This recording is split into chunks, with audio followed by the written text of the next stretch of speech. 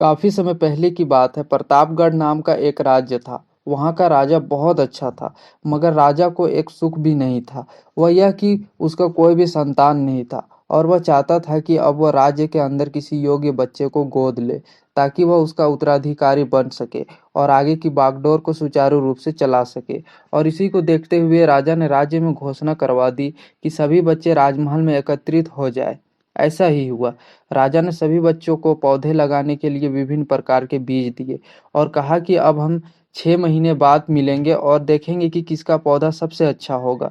महीना बीत जाने के बाद भी एक बच्चा ऐसा था जिसके गमले में वह बीज अभी तक नहीं फूटा था, लेकिन वह रोज उसकी देखभाल करता था और रोज पौधे को पानी देता था। देखते ही देखते 3 महीने बीत गए। बच्चा परेशान हो गया। तभी उसकी माँ ने कहा कि बेटा धैर्य रखो, कुछ बीजों को फलने में ज्यादा वक्त लगता है। और वह पौधे को सींचता रहा। 6 महीने हो गए। राजा के पास जाने का समय भी आ चुका था, लेकिन वह डरा हुआ था कि सभी बच्चों के गमले में तो पौधे होंगे और उसका गमला खाली है।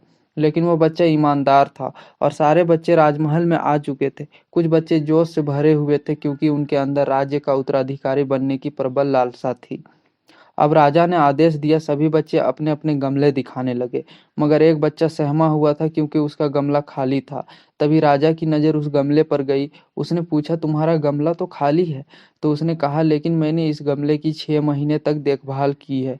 राजा उसकी ईमानदारी से खुश था कि उसका गमला खाली है, फिर भी वह हिम्मत करके यहाँ आ तो गया। सभी बच्चों के गमले देखने के बाद राजा ने उस बच्चे को सभी के सामने बुलाया।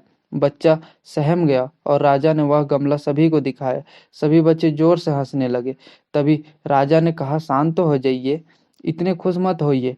आप सभी के पास जो पौधे हैं वो सब बंजर है। आप चाहे कितनी भी मेहनत कर ले, उनसे कुछ नहीं निकलेगा, लेकिन असली बीज यही था। राजा उसकी ईमानदारी से बेहद खुश हुआ और उस बच्चे को राज्य का उत्तराधिकारी बना दिया गया। लेकिन हमें इस कहानी से क्या सीखने को मिला? मेरे हिसाब से अपने अंदर ईमानदारी का होना बहुत ज़रूरी है।